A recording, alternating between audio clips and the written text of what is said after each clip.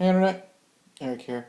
Back with a movie review for you guys tonight. It's a movie I'd never seen before, and I borrowed it from my buddy Jamie, and he's a huge Vincent Price fan. And I told my buddy Roger, Roger, good supporter of this channel, that I'd never seen it before and I'd borrowed it. And he basically told me to get off my ass and watch it. So I'm just gonna flat out say that Roger, I'm glad I did. Tonight I'm going to talk about The Abominable Dr. Phibes with Vincent Price. Let's see if we can get up. Oh! No! No! Better shot. Abominable Dr. Phibes. Vincent Price. Now let's turn that off. Okay, better. Came out in 71, and my history with Vincent Price films is not very big. I've seen House on Haunted Hill, which I enjoyed. I've seen House of Wax, which I really enjoyed. And then I saw, his brief cameo in Edward Scissorhands, which isn't a Vincent Price movie. It's literally just a cameo. But I'm gonna tell you flat out, I'm glad I saw this film.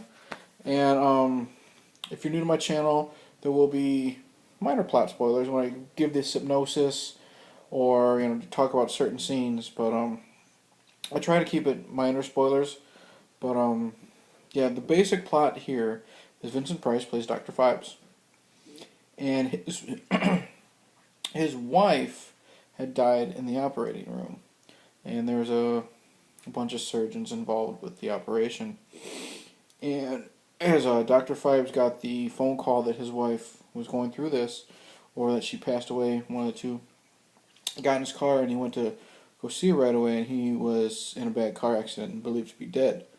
And years later, the group of surgeons who were, I guess in his eyes, to blame for his wife's death, are now dying under mysterious circumstances. And they're dying, from like elaborate traps that are set. Like one man is killed by a box being lowered into his bedroom that is filled with bats, and the bats, claw him to death. Or there's another person that was attacked by locusts, and so on and so on. And eventually, basically, the two main detectives that we follow through the film find out that Dr. Phibes is actually alive, is behind all this, and it's up to them to stop him. So that's the basic plot in a nutshell. First off, I'm going to say, I'm not big on Vincent Price, just from my knowledge, but I got to say, the man's performance here as Dr. Phibes, I'm not going to turn the light back on, is fantastic. And God, the presence that Vincent Price has, he's very methodical with his lines. He's very slow with his acting, but he just draws you in, and he's very captivating.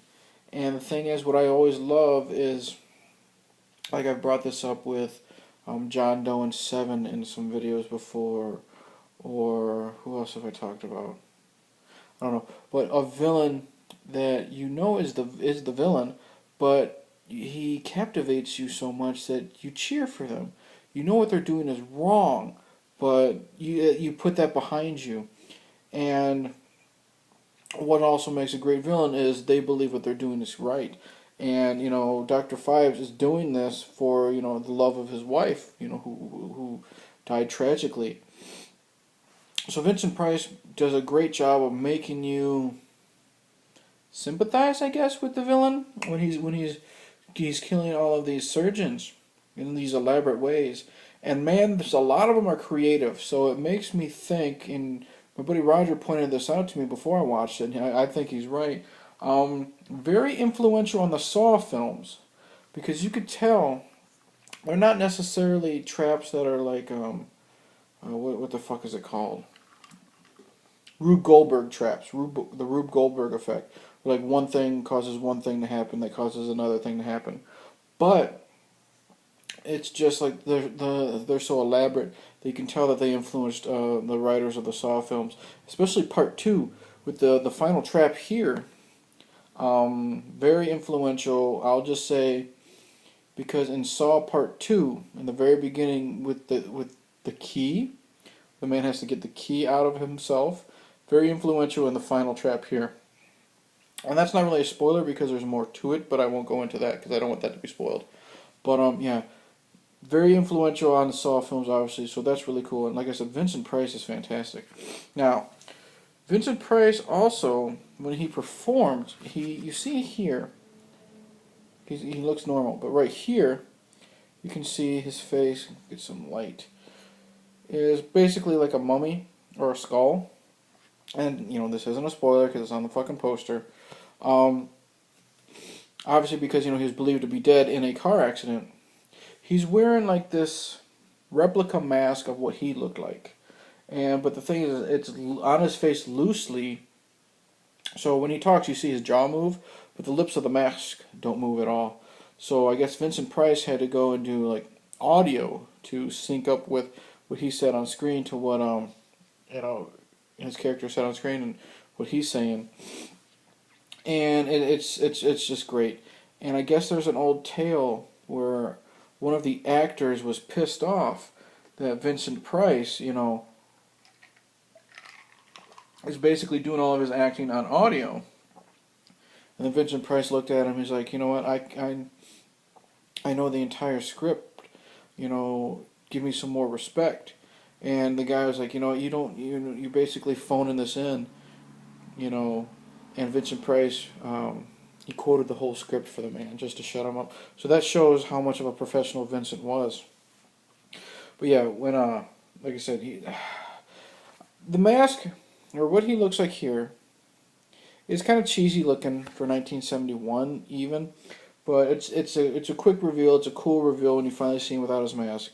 But Vincent Price here is, like I said, he's got a presence about him.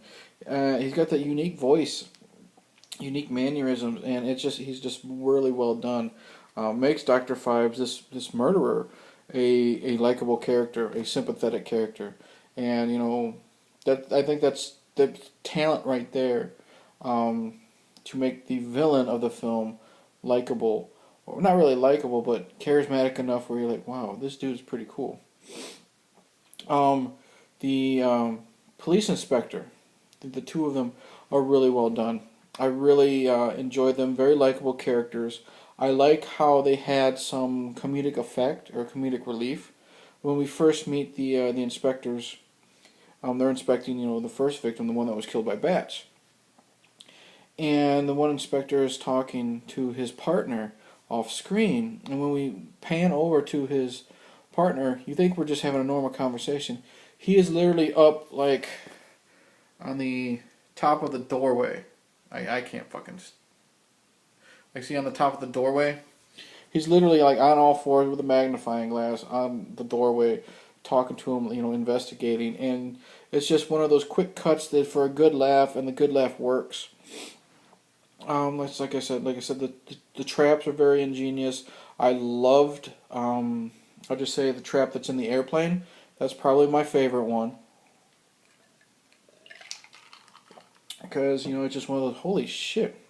It's a lot of thought and effort put into that one. And the execution was great. I loved the way the film began. We start with a shot from behind of Dr. Phibes, and he's playing on this piano organ. And you got Technicolors and stuff like that. And it's very Phantom of the Opera-esque. I really liked, just the way it looked and the way it felt, and I don't know if that was on purpose. I'm pretty sure it was, but it's just the way, the whole feel of this movie and the way it looks is just wonderful. My only dislikes for this film, Dr. Phibes has an assistant, a female assistant, and I kind of wish we knew more about her. She's really just there, doesn't really have any lines at all. She's really just there to show up and help him. And I wish we knew more of a backstory, or, the relationship between her and Dr. Phibes, because there really isn't a lot to her character at all, and that was extremely disappointing up to the very end. But other than that, this movie flows well. There's not a lot of drag time, and the ending, which I will not spoil. This was one of the most satisfying endings to a film I've had in a long time. Um, and it's one thing that I can't describe because I don't want to spoil it. I left this movie with a smile on my face. You know, when the credits rolled, I'm like, holy shit, that's a cool ass way to end this type of film. Um, so yeah, Abominable Dr. Phibes. Highly, highly recommend. If you are a Vincent Price fan, you've never seen it, or you know what, if you've never seen Vincent Price at all, I say this should be one of the first movies. Gollum. You know, you said you haven't seen that many Vincent Price movies, if any at all. I highly, highly recommend this, buddy. I had fun with this. I loved the look of it. Like I said, the ending was fantastic. Vincent Price chewing up the scenery, fantastic performance. Likable cops, because I hate cops in movies when they're like bumbling idiots, and these guys weren't. They're really good, really likable.